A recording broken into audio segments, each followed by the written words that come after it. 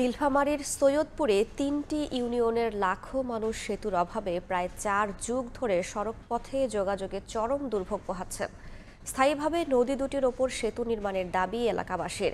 এদিকে সংশ্লিষ্ট মন্ত্রণালয়ে চিঠি পাঠানোর কথা জানায় উপজেলা প্রকৌশলী। মোহাম্মদ সোহেলের ছবিতে শাকির হোসেন বাদলের রিপোর্ট। নীলফামারী সৈয়দপুরের কামারপুকুর ইউনিয়নের চিকলি নদীর কাচারি ঘাট। এখানকার বাঁশের সাঁকোটি প্রায় ১১টি গ্রামের মানুষের যাতায়াতের অন্যতম ভরসা। ভারী বর্ষণে প্রতি বছর সাঁকোটি পানিতে ভেসে যায়। এলাকাবাসীর অভিযোগ, বাঁশের সাঁকোটি চলাচলের জন্য ঝুঁকিপূর্ণ।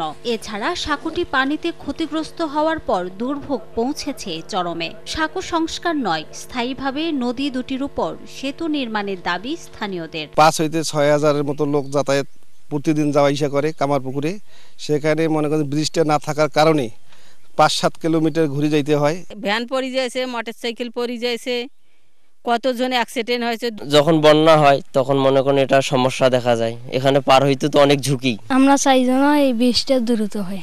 ব্রিজ দুটি ডিপিপি ভুক্ত করতে সংশ্লিষ্ট মন্ত্রণালয়ে চিঠি পাঠানো হয়েছে বলে জানান সৈয়দপুরের উপজেলা প্রকৌশলী। সামনের সপ্তাহের মধ্যে আমরা রিপোর্টটা পাঠাবো। এরপরে স্যাররা আরও যাচাই বাছাই করবে, গুরুত্ব দেখবে, আরও সার্ভে করবে।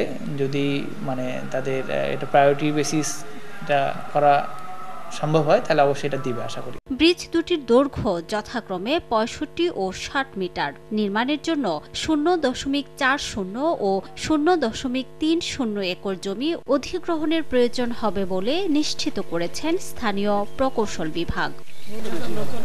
সময় সংবাদ, নীলফামারী।